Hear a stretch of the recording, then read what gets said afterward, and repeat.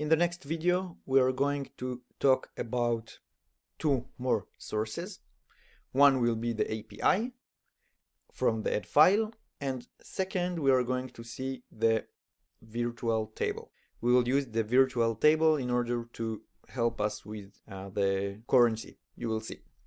So I will call this model course API currency and add model.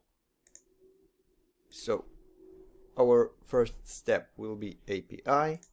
We'll take the add file. We'll choose the API. Alright, so the API we are going to use now will be a currency API that gives us the rates between currencies. So I have an account, a free account, you can do it as well, in currency API.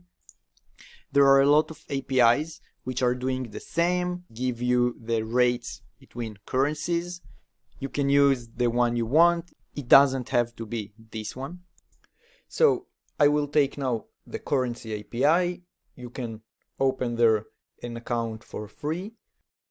Here we have an example for a request for bringing the latest rates, and that's perfect for me. So I will copy it and go back to SymBI.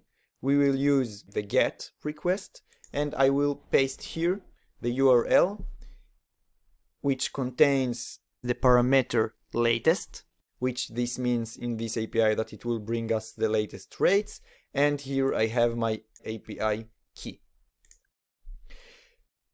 And after it I will do get columns.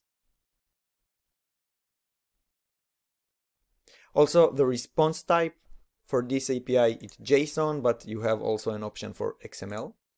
And here are our columns.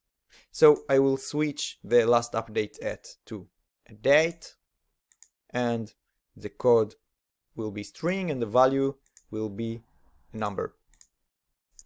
I will save it here above, and I will save that, and let's do preview.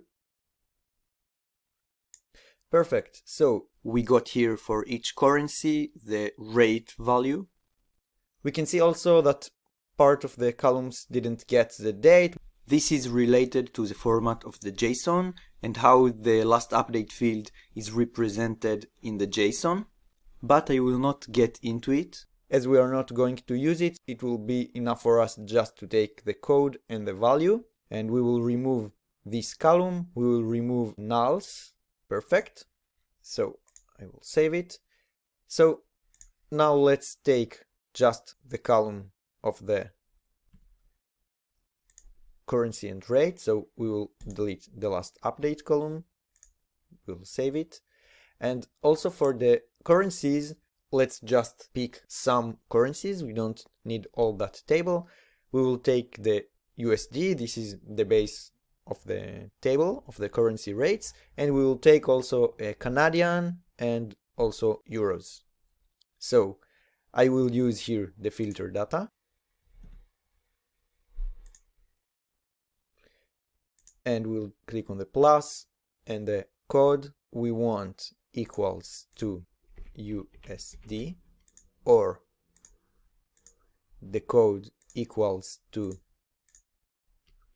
CAD, which is the Canadian, or code equals to EUR for euros. So we'll click the save and prepare and preview.